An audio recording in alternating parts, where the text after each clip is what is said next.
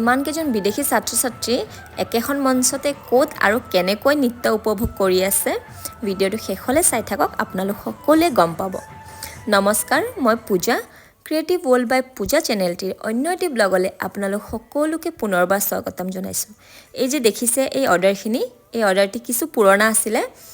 গুৱাহাটীৰ পৰা সীতাৰাণী হাজৰিকা বাইদেউৰ তেওঁৰ ষ্টুডেণ্টখিনিৰ পাৰফৰ্মেঞ্চৰ কাৰণে তেওঁ মোক এই অৰ্ডাৰটো দিছিলে আৰু যিটো প্ৰগ্ৰেমৰ কাৰণে দিছিলে, কলাক্ষেত্ৰত আছিলে প্ৰগ্ৰেমটো, সেইটো আছিলে Yonex sunrise world badminton championship, যিটো 17 বছৰ পিছত আমাৰ ভাৰতবৰ্ষত হৈছে।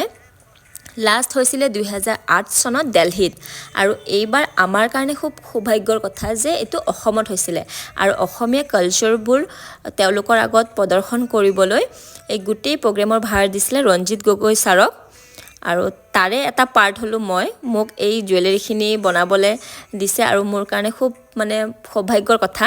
আৰু এই গোটেইখিনি 13ডাল চিটিপটি মই ৰেডি কৰি কলাক্ষেত্ৰত নিজে গৈ দি থৈ আহিছোঁ। আৰু ফাৰ্ষ্টত গৈয়ে দেখা পাওঁ যে তাত ৰঞ্জিত ছাৰে ফাইনেল ষ্টেজ ৰিহাৰ্চেল কৰাই আছে। প্ৰথমতেই ভূপেন হাজৰিকাদেৱ আৰু আমাৰ মৰমৰ জুবিন দাৰ ট্ৰিবিউট জনোৱা হৈছিলে, আৰু ইয়াত পংকজিন্তি দাৰো গ্ৰুপ আছিলে।